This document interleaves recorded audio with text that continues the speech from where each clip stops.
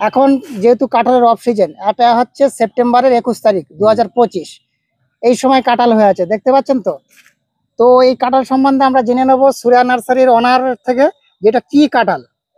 এটা পিঙ্ক কাঁঠাল বলা হয়, থাইল্যান্ডের একটা ভ্যারাইটি। আচ্ছা আচ্ছা। এটা 12 মাস হয় এবং প্রচুর পরিমাণে ফলন হয়। এটা আমাদের মাদার গাছ, এ থেকে কলম তৈরি করে সেগুলোই বিক্রি করা হয়। দেখুন অজস্র কাঁঠাল হচ্ছে, একদম নিচেও কাঁঠাল হচ্ছে, এবং এটা 12 মাস এই কাঁঠালটা আপনার গাছে থাকবে। যদি এরকম একটা গাছ হয়, দেখেন উপরেও আমরা যদি দেখি, উপরেও কাঁঠাল হচ্ছে, একদম উপরে ডালে পর্যন্ত হয়, উপরের ডালে গায়ে পর্যন্ত। গায়ে যেরকম হয় ডালেও হয়। ডালেও হয়, এই দেখুন ওই ডালে সব ঝুলছে, ওই দেখো। ডালে ঝুলছে। আমরা আজকে জেনে নেবো আপনার এই নার্সারির ঠিকানাটা। এরা কেন্দুয়া গোপালপুর মাছের কাটা বা মাছের আড়ত বলা হয়। আচ্ছা, এখানে থানাটা কোন থানাটা? এটা হাড়োয়া থানা।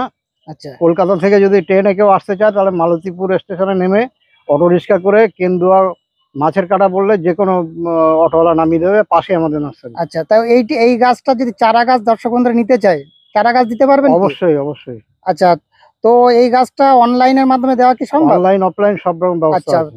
দর্শক বন্ধুরা অনলাইন অফলাইন দুটোই আপনারা নিতে পারেন। আমাদের ভিডিওর উপরে যে নাম্বারটা দেওয়া আছে, এই নাম্বার আপনারা ফোন করে সরাসরি কথা বলতে পারেন। তবুও আপনার থেকে কন্ট্যাক্ট নাম্বারটা একবার জেনে নিই। 6295289714। তো দর্শক বন্ধুরা এই নাম্বারে আপনারা কল করে গাছটা অর্ডার করতে পারবেন।